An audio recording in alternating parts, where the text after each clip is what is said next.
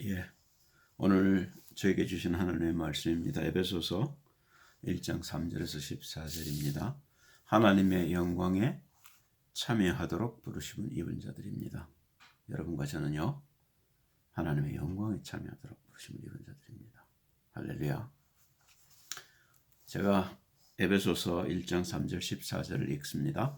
찬송하리로다. 하나님과 우리 주 예수 그리스도의 아버지께서 그리스도 안에서 하늘에 속한 모든 신령한 복으로 우리에게 복 주시되 곧 창세전에 그리스도 안에서 우리를 택하사 우리로 사랑 안에서 그 앞에 거룩하고 흠이 없게 하시려고 그 기쁘신 뜻대로 우리를 예정하사 예수 그리스도로 말미암아 자기 아들들이 되게 하셨으니 이는 그의 사랑하시는 자 안에서 우리에게 거저 주시는 바 그의 은혜의 영광을 찬미하게 하려는 것이라.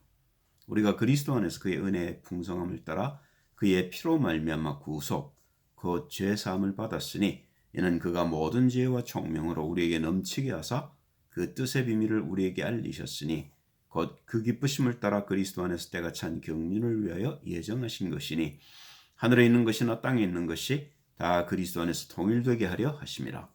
모든 일을 그 마음의 원대로 역사하신 자의 뜻을 따라 우리가 예정을 입어 그 안에서 기업이 되었으니 이는 그리스도 안에서 전부터 바라던 우리로 그의 영광의 찬송이 되게 하려 하심이라. 그 안에서 너희도 진리의 말씀 곧 너희의 구원의 복음을 듣고 그 안에서 또한 믿어 약속의 성령으로 인침을 받았으니 이는 우리의 기업의 보증이 되사 그 얻으신 것을 구속하시고 그의 영광을 찬미하게 하려 하심이라. 아멘. 그래서 바울은 고린도전서에 보면 그런 얘기를 여러 번 하시지요. 우린 하나님과 동역하는 자다. 여러분과 저는 여러분들이 아시든지 모르시든지 하나님과 동역하는 자입니다. 그죠? 하나님의 계획은 하나님이 이 땅을 창조하실 때부터 분명하셨죠.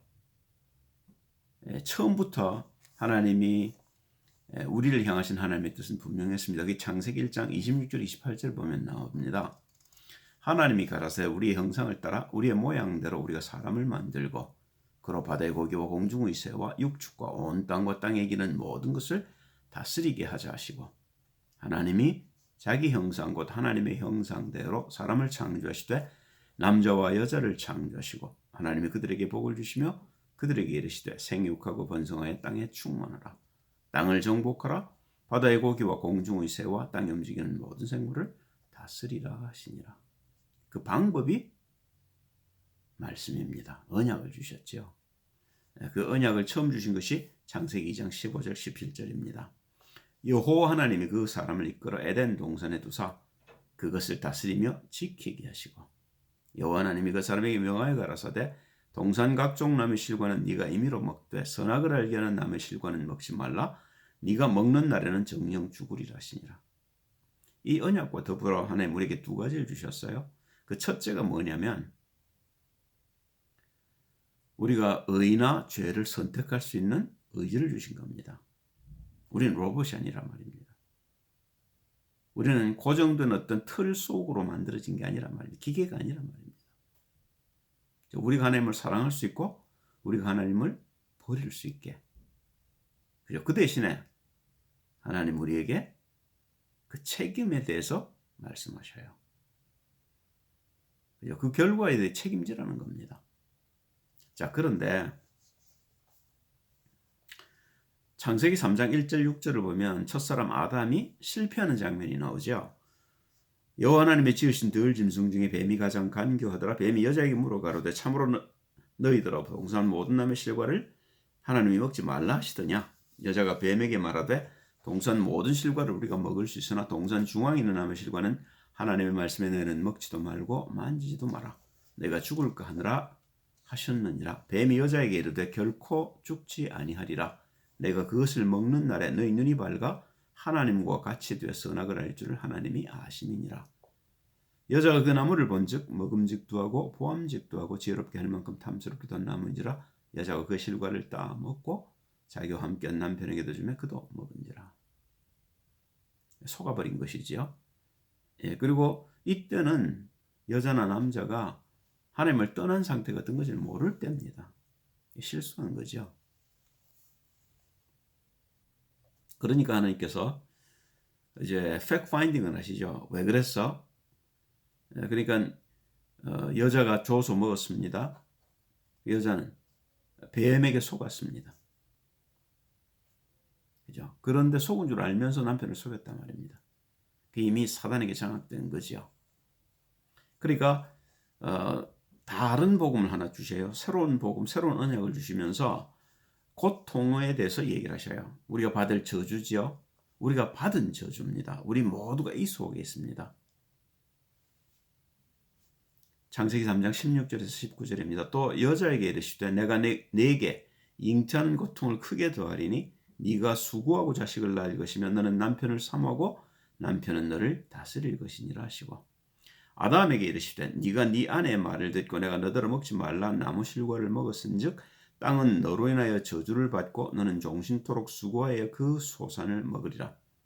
땅이 네게 가시덤불과 엉겅퀴를 낼 것이라. 너의 먹을 것은 밭의 채소인즉 네가 얼굴에 땀이 흘러야 식물을 먹고 필경은 흙으로 돌아가리니 그 속에서 네가 취함을 입었음이라. 너는 흙이니 흙으로 돌아갈 것이니라 하시니라.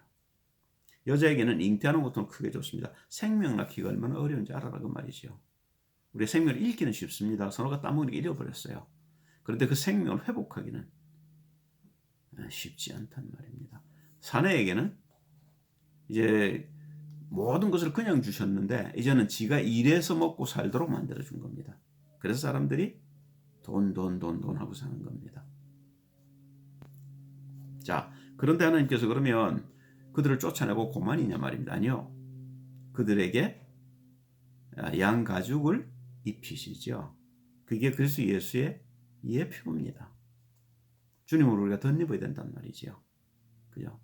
다시 말하면 벌거벗게 된 우리에게, 다시 말하면 육신이 되어버린 우리에게 영으로 오셔서 우리의 죄를 감싸고 다시 영으로 우리를 회복해 주실 그리스도 예수를 예표하는 겁니다. 창세기 3장 21절에 이렇게 써놨습니다. 여호와 하나님이 아담과 그 아내를 위하여 가죽옷을 지어 입히시니라. 아벨은 이 사실을 약속으로 붙들었습니다. 그런데 가인은요. 뭐 그럴까? 지 생각대로 예배를 드리죠. 여기서 종교인과 신앙인의 차이가 나기 시작합니다. 아담은 자기의 의지대로, 자기 꼭 의지라고 말하기는 어렵지만 이브가 속아서 이브에 의해서 그렇게 됐습니다만은 이브는 자기의 의지로 하나님을 떠난 겁니다. 그런데 아벨은요. 타의에 의해서 핍박을 받고 하나님을 떠나게 됩니다. 그게 지금의 교회입니다. 그죠? 그런데 그 교회를 핍박하는 자가 누구냐 말입니다. 성경을 든 자들이 교회를 핍박합니다. 정말로 당신이 여러분이나 제가 복음을 증거하는 자라면 종교인들로부터 돌팔매를 맞게 되어 있습니다. 그죠? 왜 그럴까요? 그죠? 그게 우리가 종교와 신앙의 차이란 말입니다. 히브리서 11장 4절을 보면 가인과 아벨의 차이를 설명하면서 아벨이 드린 예물에 대해서 얘기를 합니다. 믿음으로 아벨은 가인보다 더 나은 제사를 하나님께 드림으로 의로운 자라 하시는 증거를 얻으시니 하나님이 그 예물에 대하여 증거하심이라. 저가 죽었으나 그 믿음으로 쏘려 말하느니라. 어린 양, 그렇죠? 그걸 잡아서 그 기름으로 예배를 드렸단 말입니다. 그런데 가인은요.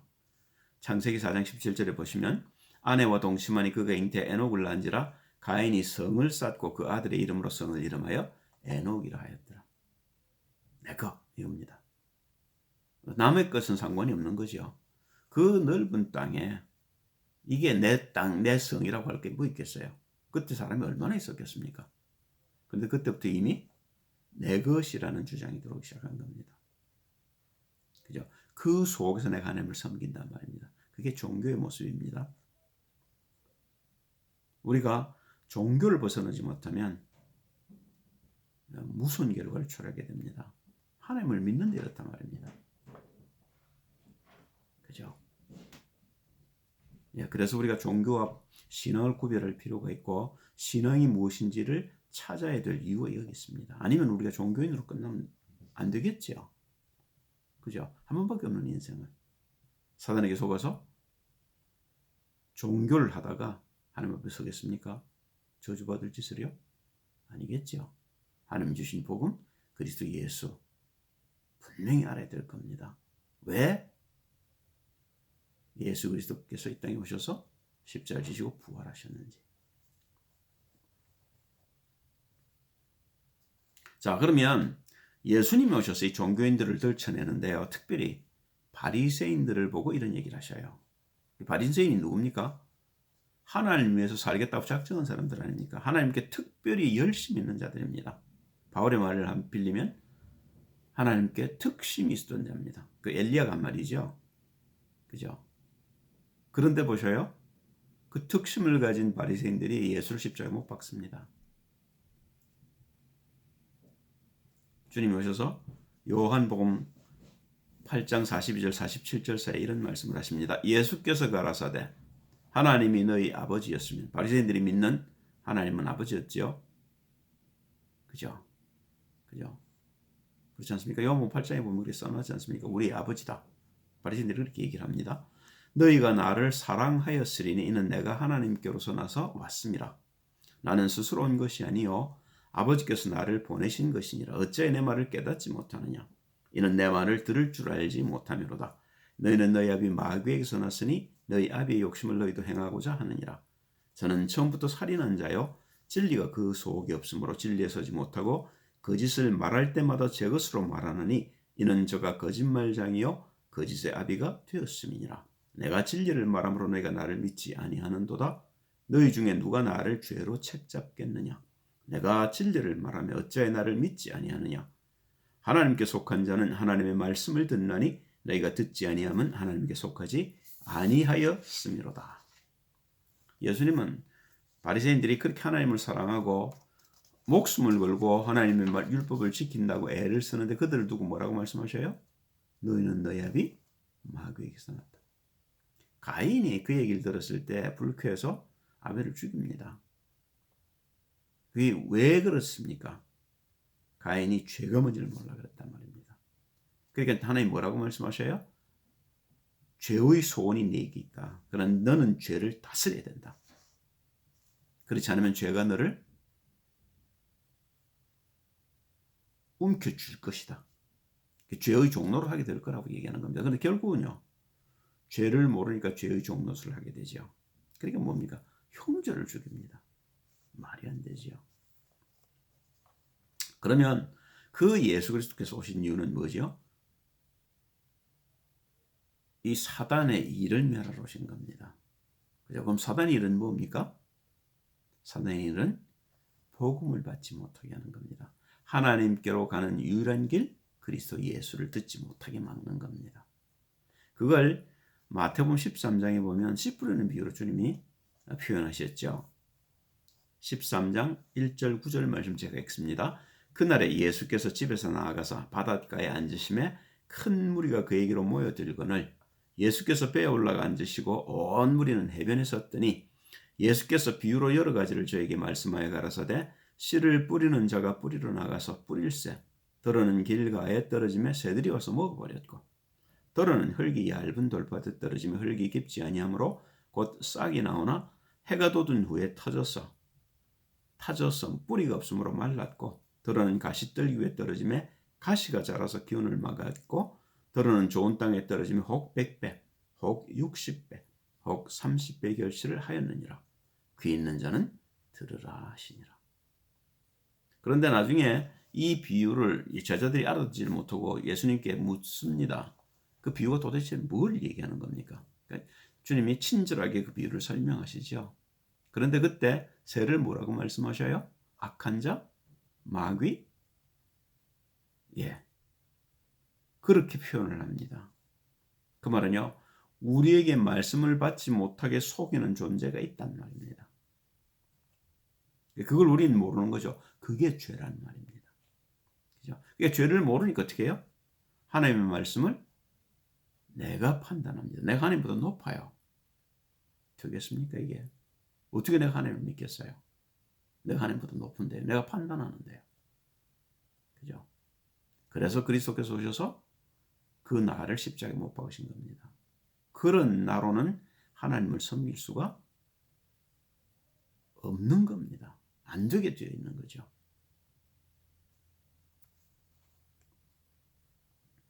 요한복음 16장 11절에 보시면 주님이 오셔서 세 가지를 얘기하셨죠. 의와 죄와 심판에 대해서 얘기를 하셨는데 그 심판에 대해서 얘기를 하십니다. 심판에 대하여라면 이 세상의 임금이 심판을 받았습니다. 마귀 이를 멸하러 오셔서 그 마귀를 십자가에 못 박아버렸단 말입니다. 그 요한일서 3장 8절도 마찬가지 아닙니까? 죄를 짓는 자는 마귀에게 속하나니 마귀는 처음부터 범죄함이니라 하나님의 아들이 나타나신 것은 마귀의 일을 멸하려 하십니다. 그 마귀의 일을 십자가에서 멸하셨단 말입니다. 이 저주를 주님이 당하신 것처럼 보이지만 사실은요, 십자가에 달린 그 육체가 당한 거죠. 그죠? 주님은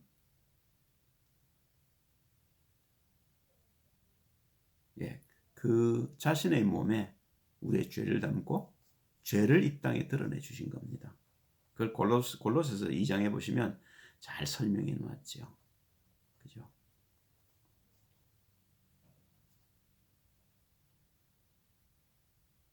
마태복음 4장 17절 19절을 보시면 주님이 첫 음성입니다. 이때부터 예수께서 비로소 전파에 가라사대 회개하라 천국이 가까웠느니라 하시더라. 갈릴리 해변에 다니시다가 두 형제 곧 베드로로 하는 시몬과 그 형제 안드레가 바다에 그물 던지는 것을 보시니 저희는 어부라 말씀하시되 나를 따라오너라 내가 너희로 사람을 낳는 어부가 되게 하리라 하시니 하나님의 나라를 이 땅에 구현하러 오신 분이 예수 그리스도라 그 말입니다. 이사야서 9장 6절 7절을 보면 이사야의 예언이 이렇게 되어 있지요. 이는 한 아기가 우리에게 낳고 한 아들을 우리에게 주신 바 되었는데 그 어깨는 정사를 메었고 정사라는 게 갑은 문자입니다. 나라란 말입니다. 하나님의 나라를 가지고 이 땅에 오셨단 말입니다. 그 이름은 기묘자라 모사라. 요게 한마디입니다. 기묘자라 모사라 이렇게 두 마디로 이렇게 뜯어놨는데 원더풀 카운슬러란 말입니다. 전능하신 하나님이라 영존하시는 아버지라 평강의 왕이라 할 것임이라 그 정사와 평강의 더함이 무궁하며 주님이 이 땅에 그리스도의 나라를 회복하고 하나님의 나라를 회복하고 난 이후 지금까지 그 나라가 무궁하지요. 하나님은 그 하나님의 나라를 우리를 통해서 마무리 짓고 싶어 하시는 겁니다. 여러분과 저를 통해서요. 자금 이후 영원토록 공평과 정의로 그것을 보존하실 것이라 만군의 여호와 열심히 이를 이루시라. 이게 하나님의 뜻이란 말입니다. 아니면요 우린 서로 죽이고 말 겁니다. 그런데 하나님의 나라가 이 땅에 임해서 하나님이 공평과 정의가 이 하나님의 나라를 보존하실 겁니다. 우리가 그리스도인이라는 게 보통의 복이 아니란 말입니다. 그런데 이게 언제 성취되느냐?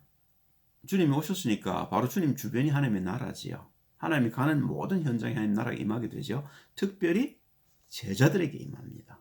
그게 누가복음 17장 20절 21절입니다. 바리새인들이 하나님의 나라가 어느 때 임하나이까 묻건을 예수께서 대답하여 가라사대 하나님의 나라는 볼 수 있게 임하는 것이 아니요 또 여기 있다 저기 있다고도 못하리니 하나님의 나라는 너희 안에 있느니라. 우리 마음에도 물론 하나님이 계시지요. 하나님 다스리시는 데니까요. 근데 너희 안에라는 말은 이게 교회입니다. 제자들 가운데 있단 말이에요. 누가요? 하나님과 계시잖아요. 그리스도 예수 성령으로.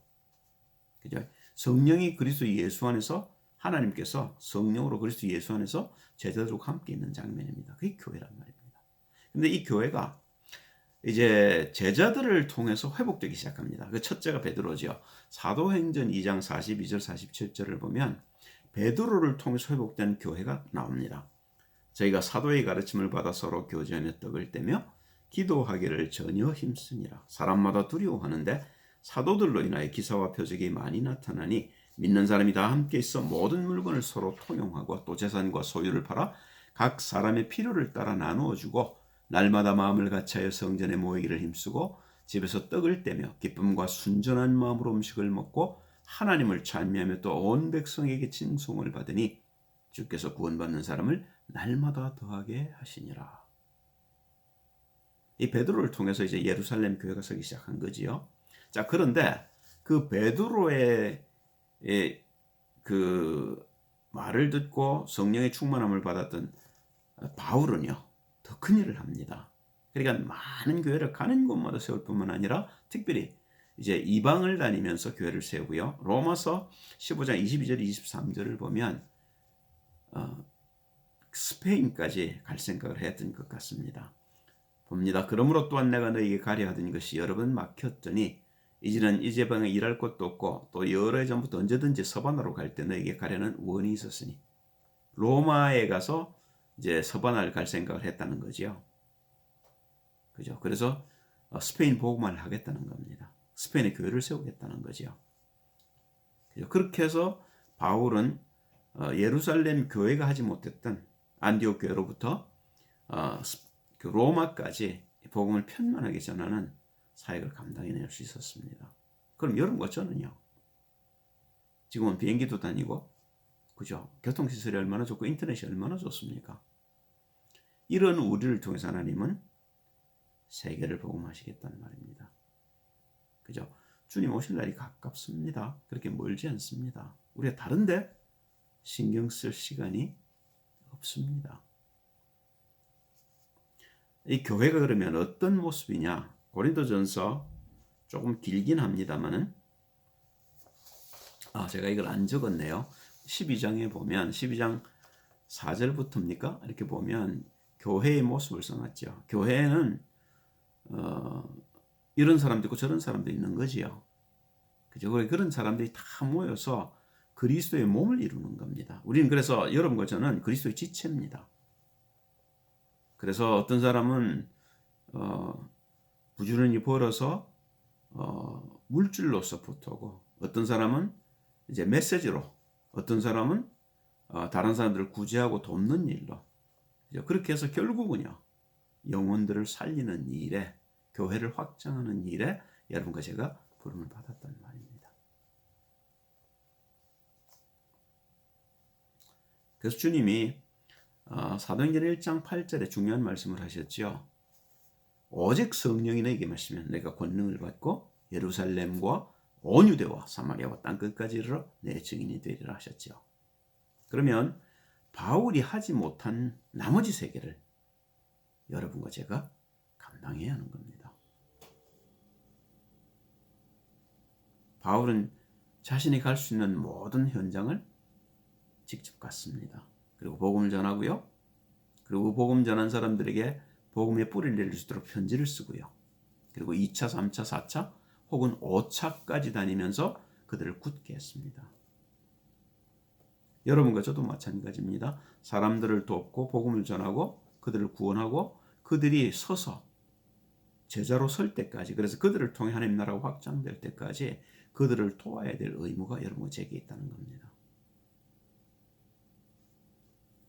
마태복음 28장 18절 20절 주님 이렇게 말씀하시죠. 예수께서 나와 일러 가라사대 하늘과 땅의 모든 권세를 내게 주셨으니 그러므로 너희는 가서 모든 족속으로 제자를 삼아 아버지와 아들과 성령의 이름으로 세례를 주고 내가 내게 분부한 모든 것을 가르쳐 지키게 하라. 볼지어다 내가 세상 끝날까지 너희와 항상 함께 있으리라 하시니라. 그 주님이 지금 여러분과 저와 함께 하시겠다는 말입니다. 그 함께 하시는 사실을 우리가 정말로 믿을 때 역사가 일어납니다. 그죠? 그러니까 염려할 필요가 사실은 없는 거죠. 전능하신 하나님이 나와 함께 하시단 말입니다. 그래서 우리를 성전이라 하시는 거 아닙니까? 하나님이 내 안에 계시단 말입니다. 내가 하나님을 모신 하나님의 성전이란 말입니다. 그럼 뭐 하라고요? 고린도전서 3장 21절 23절입니다. 그런즉 누구든지 사람을 사랑하지 말라. 만물이 다 너희 것임이라. 바울이나 아볼로나 게바나 세계나 생명이나 사망이나 지금 것이나 장래 것이나 다 너희의 것이요 너희는 그리스도의 것이요 그리스도는 하나님의 것이니라. 그리스도 예수 안에서 하나님이 모든 세계를 통일하게 하려는 것입니다. 자, 그런데 그렇게 되고 나면요, 고린도전서 15장 27절 28절에 보니까 바울이 이렇게 고백을 해놨어요. 만물을 저희 발 아래 두셨다 하셨으니 만물을 아래 둔다 말씀하실 때 만물을 저희 아래 두시니가 그 중에 들지 아니한 것이 분명하도다. 만물을 저에게 복종하게 하신 때는 아들 자신도 그때 만물을 자기에게 복종케 하시니 이에게 복종케 되리니 이는 하나님이 만유의 주로서 만유 안에 계시려 하심이라. 기가 막힌 얘기를 하고 계시죠. 그죠? 네 발등상이 원수를 네 발등상이 되기까지 너는 내 우편에 앉아서 그렇게 얘기를 하셨죠. 그리고 하나님이 직접 이 일을 하신단 말입니다. 그리고는요, 그게 회복이 되면 그리스도와 함께 우리 모두가 하나님께 속하게 될 거라는 겁니다. 이게 하나님이 처음부터 갖고 계셨던 계획이고 지금도 이 일을 이루고 계신 일이고 그 일을 여러분과 저와 함께 동행하시겠다는 겁니다. 할렐루야! 그런데 우리는 뭐 하고 있습니까? 정신 차려야 됩니다. 우리가 그렇게 시간이 많지 않아요. 그죠? 기도하겠습니다. 주님 고맙습니다. 예, 우리가 누구길래 무엇이길래 참 보잘것없고 쓸모없고 별 볼 일 없는 우리를 불러서 하나님의 영광에 참여하도록 하셨습니까? 자다가도 놀라 벌떡 일어나서 기뻐 찬송해야 될 우리가 하나님 우리 자신을 볼 수 있게 도우시고 하나님의 도구로 하나님의 뜻을 이루는 하나님의 부르심에 합당한 삶 살게 도와주옵소서. 주 예수 그리스도의 이름으로 기도합니다. 아멘.